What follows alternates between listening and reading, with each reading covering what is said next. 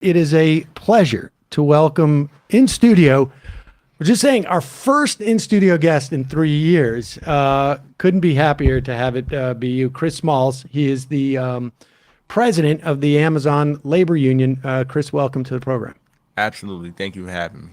All right, so let's. I don't know. You want to work backwards, or maybe we can. Let's just start a little bit with the first vote that you guys took in Staten Island. There were two warehouses, JFK 8 and LDJ 5. What were the differences? One was successful, one was not, or at least in terms of the actual vote. Give me your assessment of like what was different in those two situations. A lot of things. JFK has been around since 2018. LDJ 5 is fairly new.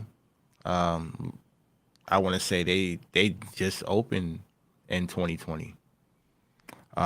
So that's the difference right there. You know, the veterans that organized JFK 8, we're talking people that's been with Amazon 3+ years. Some of them even 6 years, going on 7. LDJ 5 is a brand new building. The organizers that were in that building were new to the company and also new to organizing. They never organized anything of this magnitude. So, of course, we didn't expect to win. We expected to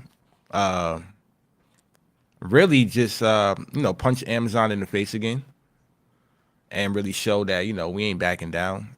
And, win or lose with these campaigns, just to have the opportunity to vote, that's already a victory. So we don't, I know the media and the outside community, they calculate, wins and losses. Right. But we're talking about workers. There's no loss for the worker. Like, you only lose when you give up. And so I want to talk a little bit about like your organizing background and that, and then I want to move forward and talk about whether the dynamic of having workers who both have more experience at the company and therefore probably a broader set of complaints, and also better relations with each other as a way of organizing. But what was your organizing background as you went into this? That's the beauty of this. I didn't have any. You've been covering me since 2020. I just got fired in the pandemic. Didn't have any intention on unionizing anything. So, our campaign, the Amazon Labor Union, we just won in April, and we've been campaigning for 11 months. So we started in 2021 and we successfully voted in 2022. Prior to that, nobody on my team had any union organizing experience. Everybody was just an Amazon worker who were tired of being mistreated throughout the pandemic. And when we saw Alabama lose, from visiting the warehouse ourselves, we decided to try our efforts, and that's exactly what we did. So I'm sorry, you did go visit Bessemer in the run up to that election? Yeah, the first campaign. Yeah, we went down there. Me, along with Derek Palmer, and 3 other Amazon workers, we went down to the first campaign to see what was going on. And we saw that, there was a lot of opportunities and missed opportunities with the union and with the workers. So, of course, we wasn't going to make that same mistake. So we came back and we said, let's just try to form something that's going to work for us. And was being an independent union a part of that? Was that something that you had in your mind from the outset, or was that just something that it kind of, it worked out that way? No, we already knew just before we decided to go independent that, the established unions, no disrespect to them, but Amazon's been around for 28 years. There's been several opportunities to organize Amazon. you haven't heard about them because established unions weren't able to even get those campaigns off the ground. There's actually two efforts prior at GFK that some people know about, some people don't. I could tell you I worked there and I haven't even heard about it until recent, after I was fired. So that just tells you that the established unions were organizing just incorrectly and traditional style, which wasn't really resonating with the workers. So going independent, being an actual Amazon worker, we know ins and out of the company. We know the grievances. We know the language. We live them. We live these realities every day. We didn't have to educate ourselves on Amazon. We would have had to do that with an established union. We'd have had to tell the Teamsters about Amazon. We'd have had to tell the RWDSU about Amazon before even talking about a union. So like we skipped that whole process. We're saying we're the workers. Now we just have to educate ourselves on how to form a union, which is really easy. That's just collective bargaining, Right. collective power. So we did it reverse style and we walked and chewed bubblegum at the same time. How much of so you guys were able to be both more nimble in some ways, but also more specific to your circumstances, both in terms of like what you had been dealing with from the company, but also the best time to talk to your fellow workers is at this point in the day because this is when we get 15 minutes to walk around or whatever it is. How much of that is translatable? How much of that is translatable to other Amazon facilities? And then how much of that is translatable to other non-Amazon facilities, right? Like, there's like two sets of like sort of questions there. Yeah. So, with our campaign, of course, being a company like Amazon, we had to do it, just non-traditional and really play chess with them. I spent over 300 days at the bus stop, and I can't say how other campaigns are supposed to be designed, but that was a huge part of our victory. Me being at the bus stop while the inside crew, the current workers, were able to go inside and communicate with workers throughout the day and on break and before and after shift. Those few minutes every day were vital. And I think that just goes for any campaign. The only way you defeat the corporation is by having several conversations, not just one. And you have to be available for these workers when they're ready. It's not about when you're ready. It's about when the workers are ready. So we had workers walk past us with 2 to 3 months, didn't even say a word to us. But on that third month or fourth month or whenever, we were there. So it was just more of the longevity game, the long drawn out game, the calm, cool, collective route, showing workers that we care, earning their trust, building relationship up. Meanwhile, Amazon is just drilling, and really forcing workers to really be subjected to over 3,300 captive audiences that they didn't choose to be in. And that also helped facilitate workers towards the union, along with myself being arrested and the other demonizing tactics they used.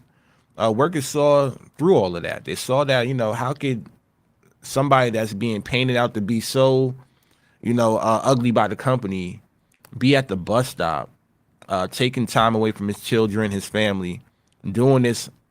He doesn't even work here anymore, along with the other folks that are sacrificing their time away from their family.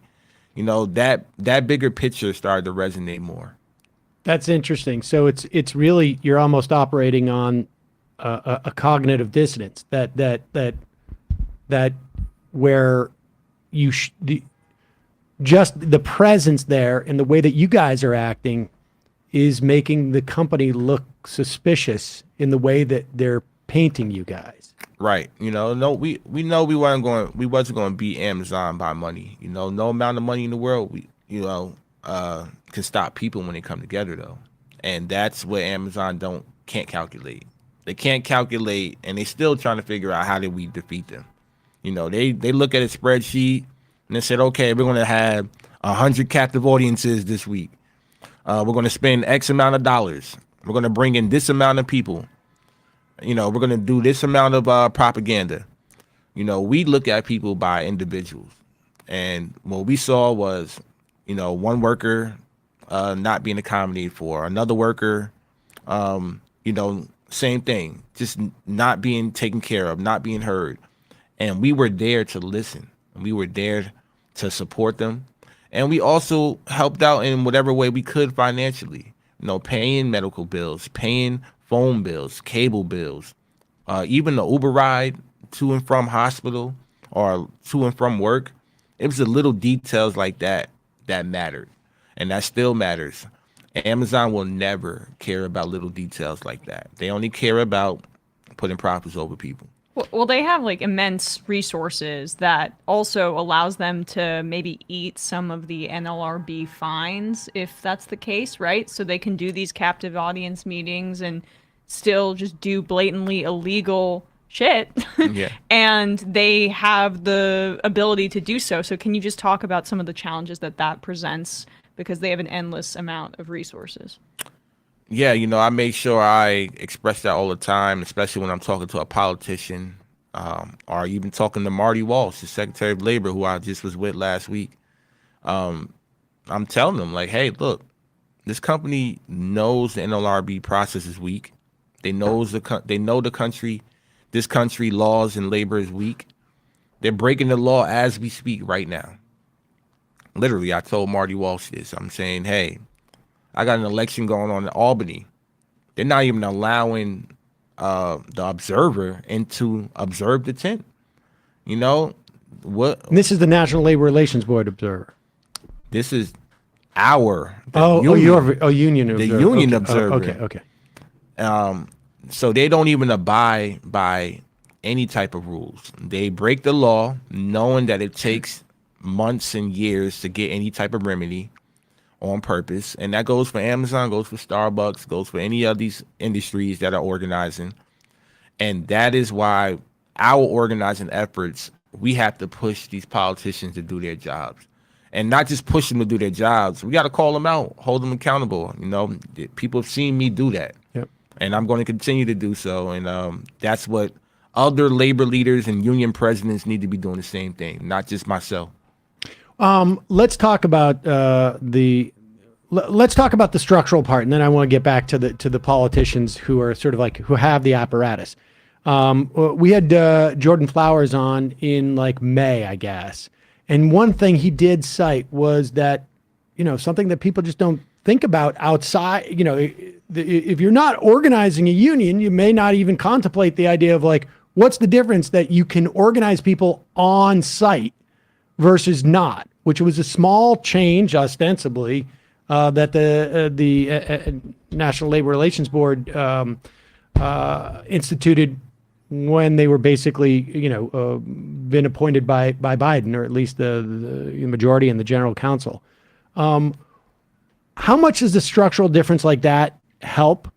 What are when you sit down and you go talk to Marty Walsh, in addition to like, you need to do something that inhibits their behavior beyond a fine or a reinstatement that takes 7-10 months, a year. They've been able to do so much damage during that time that it's just the cost of doing business. Okay, fine. We rehire that dude. It doesn't matter because we've already gotten rid of the union. We pay this fine. That's not even, we don't even spend that on lunch break. But aside from that, and then we can talk more about that. But aside from that, are there other structural things that you guys have figured out that don't seem like a big deal, but would, in the course of helping you organize these places, would be helpful? So what we figured out is basically that not only can you get to an election, it really don't take a lot of resources. We didn't have any, and we were able to do it. And now, even though with the 2 losses, those are learning experiences. And, we really are now studying how the company union bust. And that's going to help us with future campaigns. Knowing their strategy now, we've seen it repetitively, and knowing that we've been successful.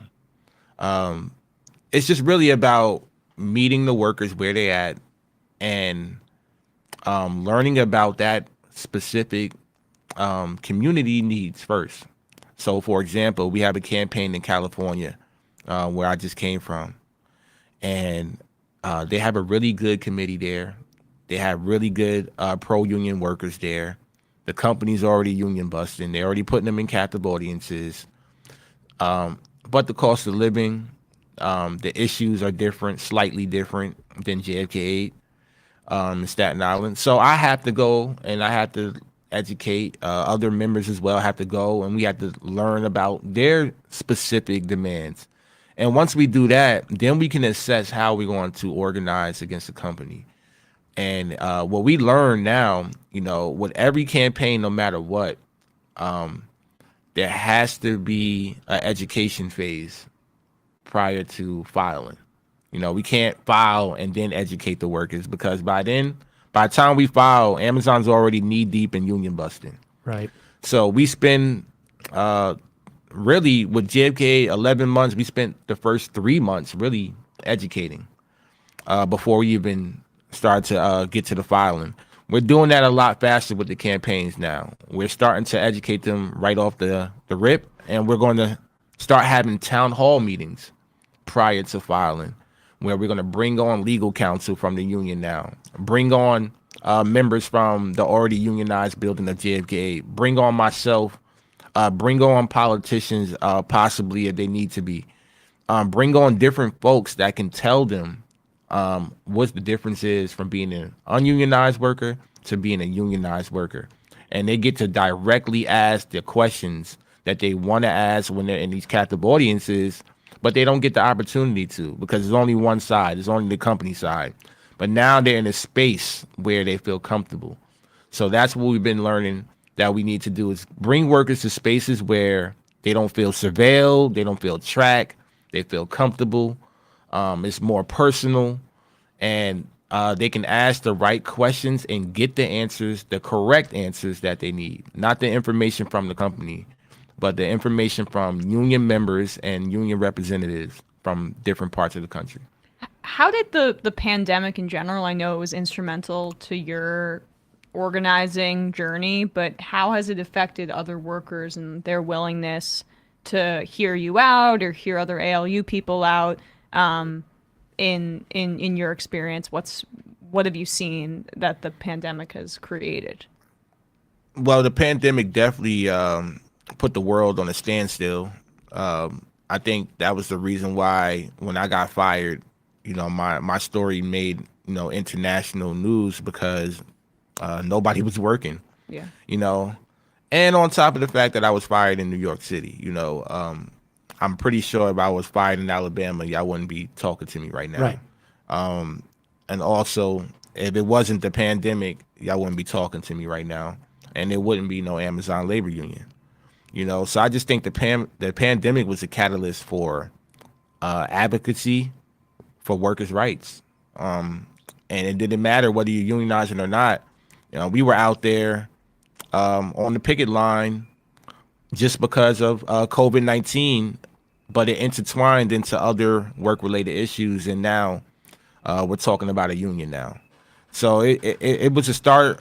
The pandemic was a start and the catalyst, but I think we're now at a point in this country where workers realize that our value is a lot more than what we've been getting, especially being deemed as an essential worker. That means that we're a necessity. They need us, and they need to treat us as such and pay us as such.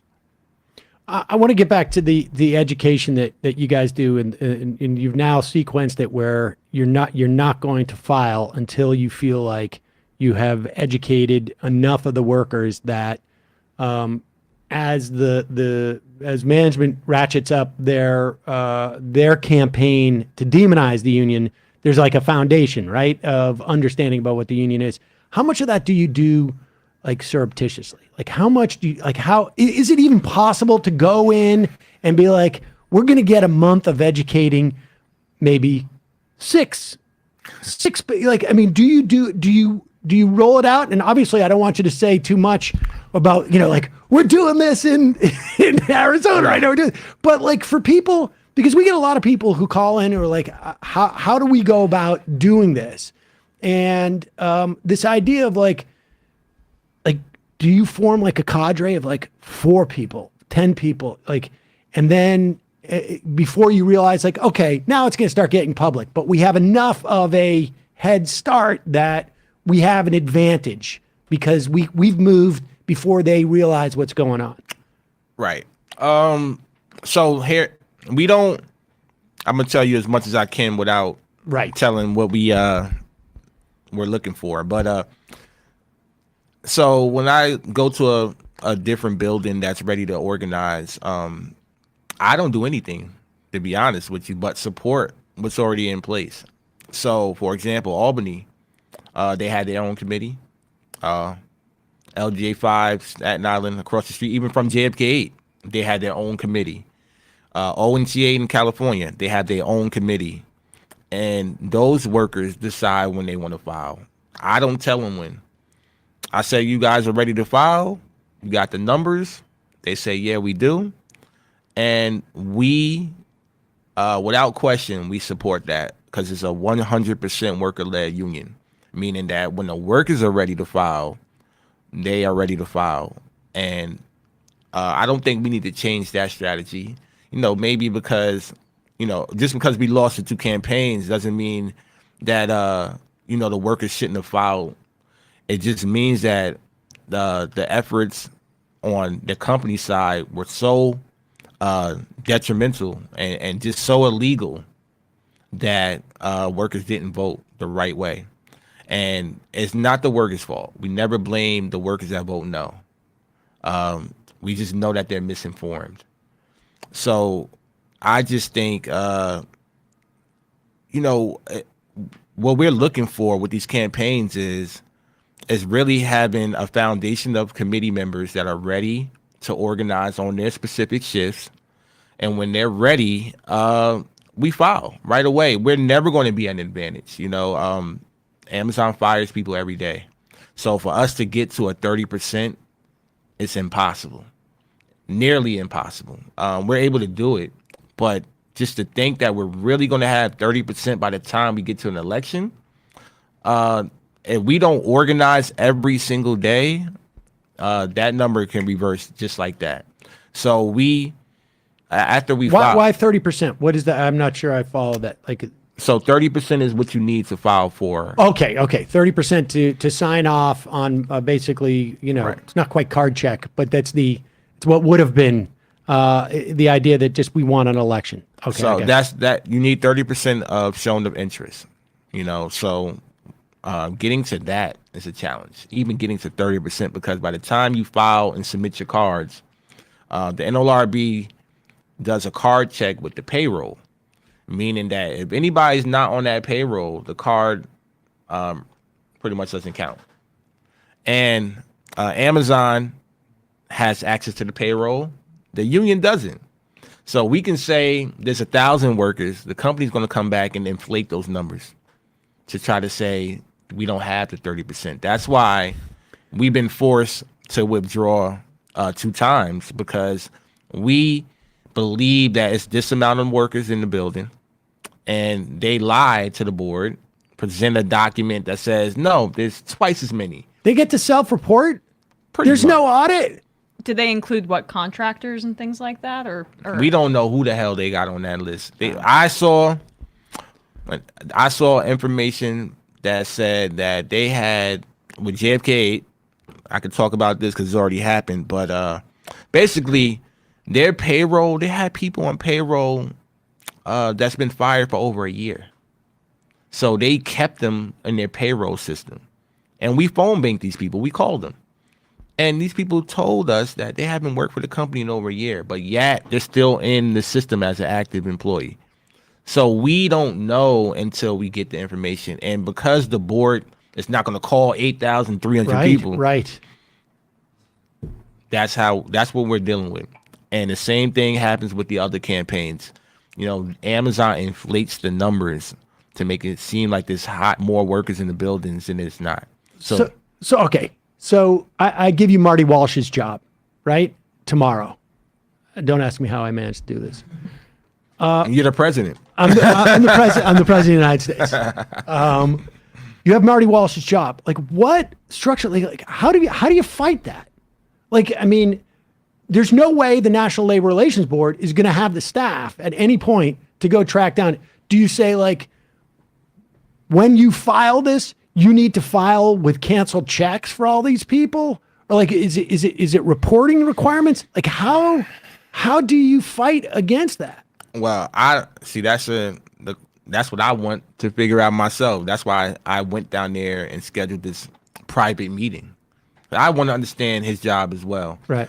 And from my understanding, Congress sets this budget, and the budget is set. And for example, they can't take money from the airline industry and put it into the NLRB. Right. They can't move money, even though Trump did it. But for some reason, they can't move money from one entity to another government entity.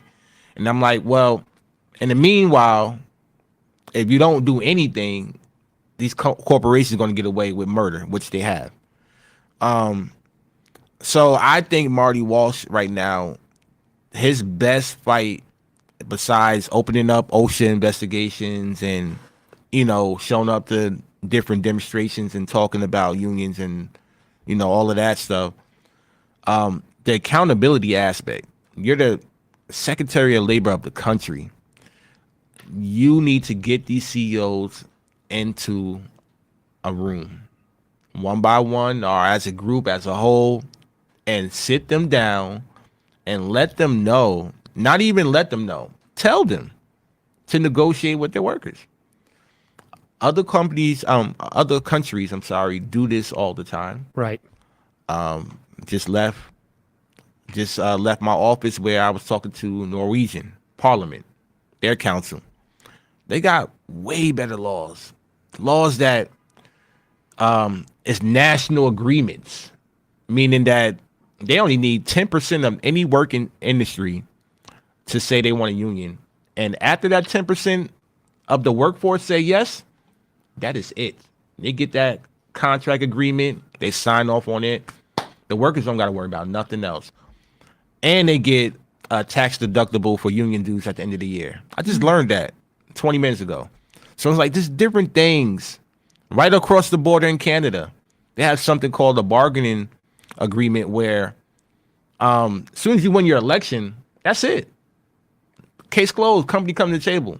There is no appeal, go to the Supreme Court, 2 years, 3 years, 4 years, 5. There's none of that. We have a lot of instances in this country where people get unionized and then they don't get a contract for years and years. Exactly. Because the corporation is able to sort of like drag their feet and make it harms other unions. It harms that union. It makes the union look ineffective because they're fighting against doing that contract. I mean, a lot of what you're talking about is the National Labor Relations Act, which was set up 80 years ago, 90 years ago. I can't do the math at the moment. To essentially avoid things like wildcat strikes, avoid strikes across outside of within the context of industries, outside of shops. I mean, so much of the playing field was tilted towards corporations that on some level it's like it's always going to be an uphill battle until we get more like legislative support on some level. Yeah, no, well, that's what we're up against as well. We're not just battling Amazon anymore, and I told that to my team even last year, before we even voted. You know, we were battling Amazon, we were battling the landowners, the global matrix. We're battling global strategists, the union busting firm. We're battling the NYPD. So we're up against major bodies of companies not just small companies and corporations. So our organizing efforts in this country, as far as the labor movement, we're the ones that have to push legislative. We're the ones that have to force these politicians to do their job. And a lot of established unions, unfortunately, and we all know, they endorse these politicians, they support these politicians, they do all of this stuff and don't get anything in return. Right. And, you know, I've obviously been calling them out. And that works. But it shouldn't just be the Amazon Labor Union and Starbucks Workers United. You know, we're talking about companies that have been around 28, 30 years. Where's the rest of these other union leaders at? It's time for them to take a stance and stop inviting these Democrats to their union conventions and endorsing them if they're not really living up to their campaign promises. And that's what it boils down to: accountability. And that starts with the unions, it starts with the politicians, and it starts with ourselves. You know, we gotta do this for ourselves. So, you know, hopefully our efforts with the ALU, getting to different spaces, myself traveling the country, inspiring and motivating people, that's what I'm trying to do. You know, wake everybody up, saying like, hey, if we don't organize within this window of opportunity, I'm talking about before 2024 is around the corner, and we don't do anything now, this window of opportunity is gone. It's going to be a point of no return. I mean, part of that is we're already watching the Fed do their best to essentially diminish worker power. I mean, you know, we can talk about, I mean, they have a dual mandate, and supposedly it goes like this. And right now, they're basically, I mean, I don't even basically, they're literally saying we just need to raise unemployment. We need to disempower workers. And that's going to be, you know, that ends up being more of a challenge, I would imagine, in terms of unionizing, you know, where there's a sense of like we could lose our job and the economy is tight and this and that. And so it does feel like there is these windows arrive at specific times, and sometimes they must be taken advantage of. Card check was another one. There wasn't as much time, I think, as people remember, where you had 60 votes in the Senate under Obama, but like that should have just been done the moment Al Franken got to Washington in whatever it was, June or July of 2009. They should have just been like, this vote is on the floor. Boom, we're done. Let me ask you this. Do you think they follow you? Like, it just occurred to me as you're telling me, like, you're going to these different places. Like, if I was, I don't know if Jeff Bezos is really, I would imagine it's on his radar. But if I was one of these people, I would be like, we're just going to know where Chris is every single day. And if we had the ability to tap his phone or get a sense of like what his like, I want to know if he's talking to somebody in Arkansas. I want to know if he's talking to somebody in Memphis. You know, like, do you get the sense that they're watching you because they want to know where the next sort of warehouse they got to worry about is? Oh yeah, they're definitely watching me. That's a guarantee. They know that I'm here. Anything that's on, guys. You know, just say, hey, you know, once this goes up, this goes right to their lawyers. You know, guarantee, 100%. They watch my Twitter, they watch my Instagram, they screen record every video that I post. They, you know, I seen all of this in the trial. They use all our TikTok videos, our tweets against us, our text messages. They do all of that. They subpoena everything. So I honestly, for them following me, I guess they're going to get bored because all I'm doing is organizing. You know, I'm going from place to place and I'm talking about labor and I'm talking about unions and I'm talking about, you know, how we're going to defeat Amazon and different industries. And so I'm not afraid of the surveillance because I already know I can't escape it. I'm damned if I do, damned if I don't. So it's no need to be in secrecy or try to move, you know, like a, you know, I don't know, like a politician maybe. I don't do any of that. You know, I'm always in the streets. I'm always leading rallies. I'm always out front. You know, I'm a real fighter, you know, and I'm just an ordinary worker. At the end of the day, it doesn't matter what celebrity space they may have seen me on. That doesn't change who I am as a person. You know, I know a lot of people say this and that about me. They don't know me. You know, they never met me. They never been around me. The people that have been around me, organizing with me for the last few years, and the ones that I met along my journey, they know exactly what type of person I am. They know that I would never fall victim to, just a bunch of BS. You know, I'm not going to fall for that. I'm going to do what's right for the workers at all times. I'm going to say what I need to say. I'm going to continue to be the voice for many of the Amazon workers, and I'm going to continue to help them reach platforms and share their stories. You know, that's what I'm about. And Amazon won't be able to stop that. They won't be able to stop what started. They won't be able to stop the culture that we created with the ALU. We're here forever. And I know Jeff Bezos has one of 3 thoughts a day, and I know one of them is us.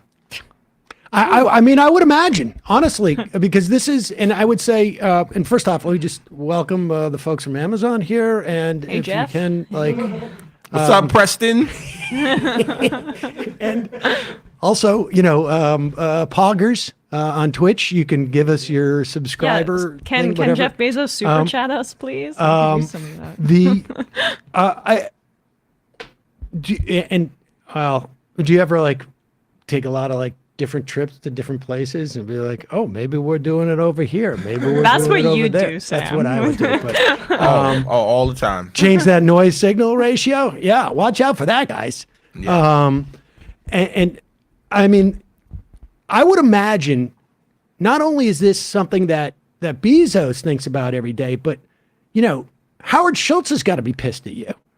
Like, there's got to be, because I think there is a feeling, and I think it's a legitimate one, that if this becomes, and all it takes is a couple more until it becomes a trend. And if this becomes a trend in the context of Amazon, where they have seemingly, unlimited resources in which, at least financial resources, in which to stop the workers from unionizing. I mean, they're looking to go to Mars to spend some of the extra cash that they have. They've got to be worried that this is like, if we could do it at Amazon, we can do it anywhere. Oh, yeah. Yeah, I mean, Starbucks is, as far as their campaign, they got over 250-something stores, and the numbers grow every day. I wish that we were able to trend that fast, but warehouses, obviously thousands of workers, a little bit more strenuous and a little bit more into it. But it's not stopping. Like you mentioned, the fire's already been lit. It doesn't matter win or lose with these campaigns. The narrative and the motive is out there already. Workers are paying attention. Workers are now realizing that it's possible.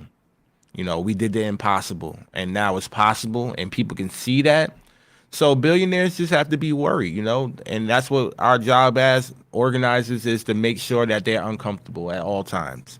And I don't care whether it's Jeff Bezos, Elon Musk, that now, he owns Twitter, so we can't tweet no more because it ain't gonna get seen by nobody but ourselves. And we have to be creative, and we got to create our own propaganda as well. And I just think we're doing a great job of doing that, because if we didn't, they weren't worried about us. Right. But with our TikTok videos and our Instagram and Facebook and whatever else that we're utilizing to amplify unions in this country, is definitely changing the tides. It's slow, but we're clawing our way back in a trend that is really pro-union in this country. I believe over 70% of Americans now believe that everybody should be in a union. And I think that's a large part of what has happened with Starbucks and Amazon, for sure. Do you ever have you had any moments where you're dealing with some of these people that, like, I don't know if they're lawyers or they're union busters or they're working for the company? I mean, where they in some way sort of like have a moment where they have some measure of self-doubt. I mean,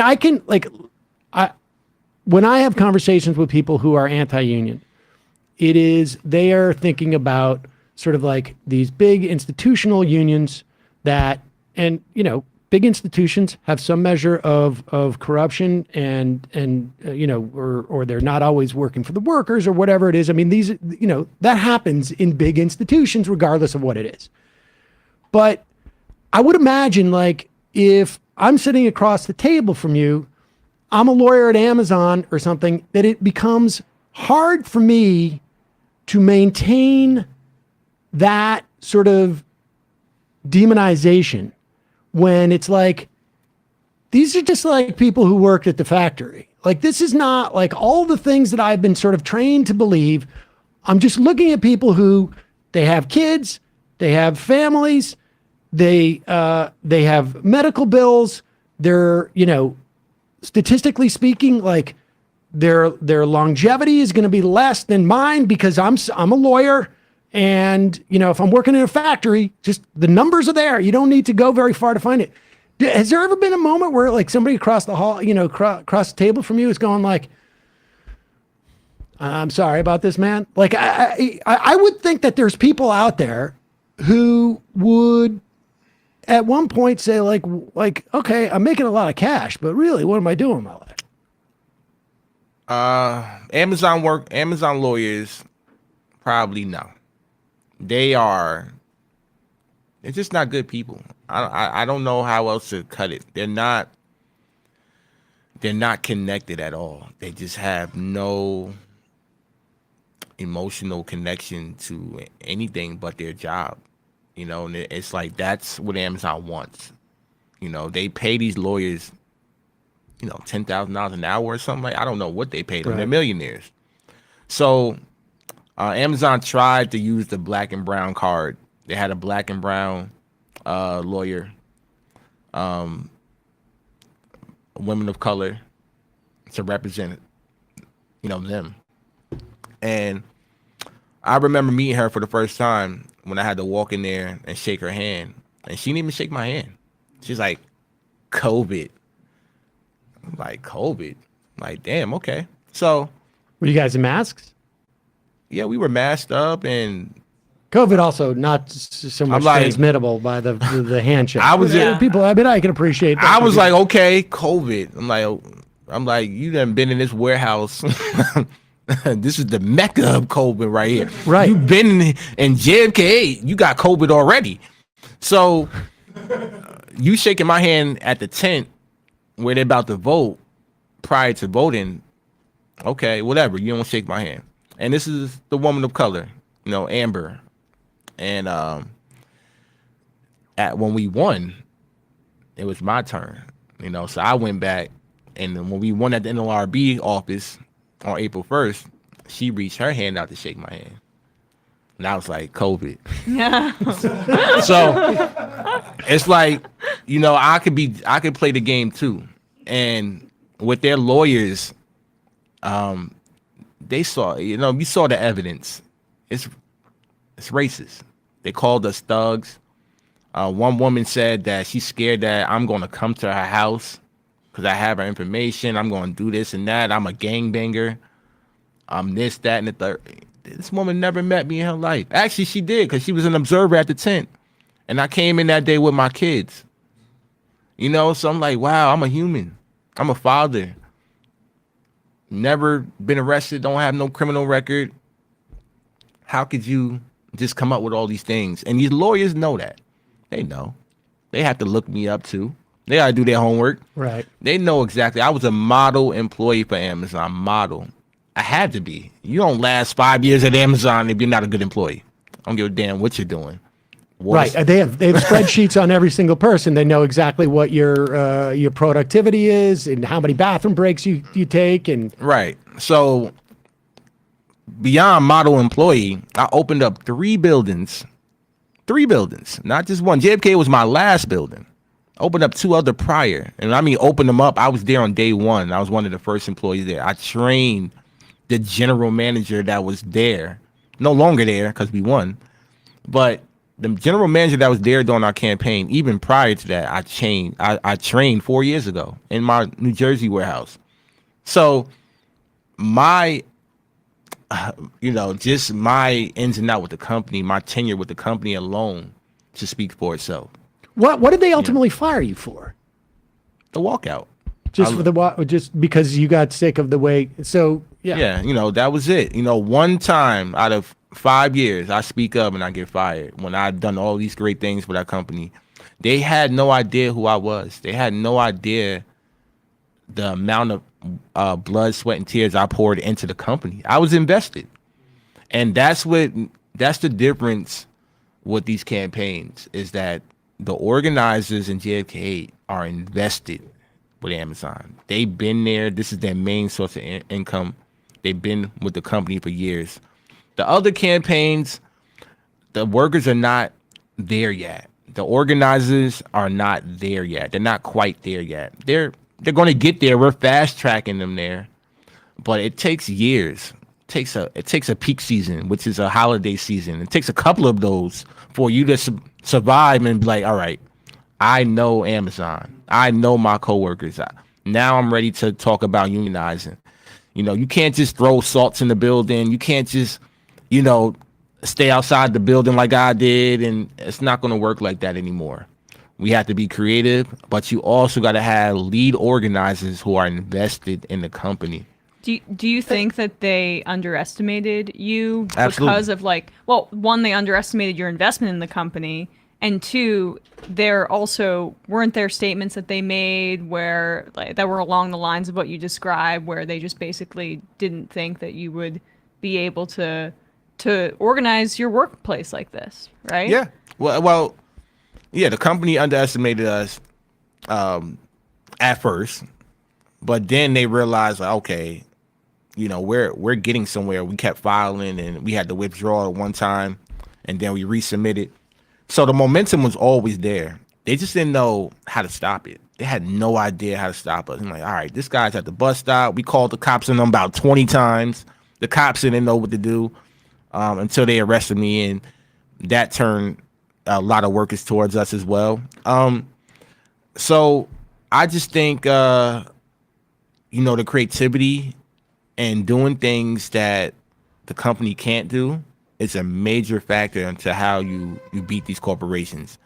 You don't beat Amazon by, just having conversations and handing out a pamphlet and having a classroom. We're talking about, 8,000 people from all different walks of life. So we had to be cultural. We had to be inclusive.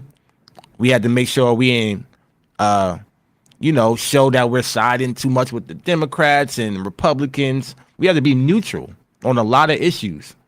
But we always redirected towards the work-related issues at Amazon. What happens on the work floor that anybody can agree with needs to be changed. And that's how we were ultimately able to get people on board. And you guys have a fundamental understanding of that in a way that none of the Amazon management or lawyers can ever understand. Never. The thing about the investment in the company is interesting because I wonder, just talk about that a little bit more, because it sounds like you had pride, in the work that you had been doing for Amazon. Like the idea that you were the guy that, and I would imagine there's thousands who also are this, but that's still a fraction. It feels good to be working at a place and know oh, I'm the first employees they're going to put in a new place because it's validation of how hard I've worked and that I'm smart about my job. And that sort of paradox on some level was where it seems to me that the most dedicated workers are going to be the ones who first come to the conclusion of wait a second, none of the effort that I have put in is being respected in any way. Yeah. By any type of return. Yeah. Well, I'm not going to toot my own horn. I don't want to do that. But I'm just going to say it like this. You see how popular we are now, and myself in the labor movement. And you see how I dress. I've been like this my entire life. People don't know that. So when I walked in the Amazon building, no matter with New Jersey, Connecticut, or Staten Island, I was the most popular person in the building. hands down. So I really was the general manager because the management came to me because they didn't know their job. I had to train them, and the workers came to me because I was their supervisor. And the higher ups respected me because they knew I knew what I was doing. They ain't had to worry about nothing. I was doing their job. So even as a hourly associate, I was doing jobs for people that make over $100,000 for years. For years. So my investment and my popularity, even within the company, they had no idea. I was the most popular person in JFK, the most popular person in New Jersey, the most popular person in Connecticut. And I only work one shift, but everybody in the building know me because they see me every day. They see me 40, 50, 60 hours a week. They saw me before work, after work. I'm such a people's person. I hang out all day and night. I used to hang out with my coworkers. I used to hang out with workers in my department, even though it's frowned upon. They're like, oh, management can't hang out with their employees. I'm like, why? They're people. They're cool as hell. I'm hanging out with them. I'm going bowling. Yeah. I'm going to their kids' birthday parties. I've been to a lot of birthdays and family events for workers just because they invited me. I show up, vice versa. So the relationships and the investment that I had with Amazon is just completely different. You would never see another process assistant, which is a PA for Amazon, like me, because it never been one. And till this day, you think about it, where are the other process assistants that are there now, or been there during the pandemic? Where are they? They're still working. They're still invested. Hopefully, I didn't have that. I didn't have that, just really selfishness where I only cared about my own personal career growth. I always cared about the entry-level workers because that's where I came from and the people around me. So when COVID-19 came into play, it was really easy for me to take a stance. It's a no-brainer. It's a life or death situation. The company dropped the ball. They didn't give us masks. We're being called heroes, and I got workers passing out, vomiting, not coming up to work every day. So as a supervisor, being a person of leadership, being responsible for 600 other people in my department in a building that at the time had 5,000 workers, how could I not speak up and say anything? And that's where I, took my stance. Is I couldn't stand with it anymore. I said, this is life or death. This is not just a one-time, COVID's going to come here. We was watching CNN every day in the break room, sitting shoulder to shoulder when they're telling us to be 6 feet apart. Right. And Seattle was the epicenter before New York City. People forgot that senior citizen home in Seattle. Yep. So they were dying. So I'm like, okay, before it comes to New York City, but it was already too late. It was already here. Before it comes to this warehouse, what are we going to do? So instead, they respond by firing me. And that's when I knew that I couldn't allow this company to get away with that. Well, and the story continues. And hopefully, as you go around the country, and he's going all around the country, Amazon lawyers, you find more Chris Smalls at different factories who can help with this. But really appreciate you coming in. Real pleasure, and you obviously been an inspiration for, I don't know, people across in various levels. I mean, we've had people call in, tell us that they're organizing a Starbucks or they're, Trader Joe's, and it's all because they saw what you guys were able to do in Staten Island. And so really appreciate the work you're doing, and thank you. And good luck with it. And, hopefully we'll have you back in again. Oh yeah. And so let me one final thing. What can folks who don't work at Amazon, maybe aren't in a union, or how can people in a community where you're starting to organize How can they help? Oh yeah. Well, we always have different demonstrations where we want people to show up and amplify it.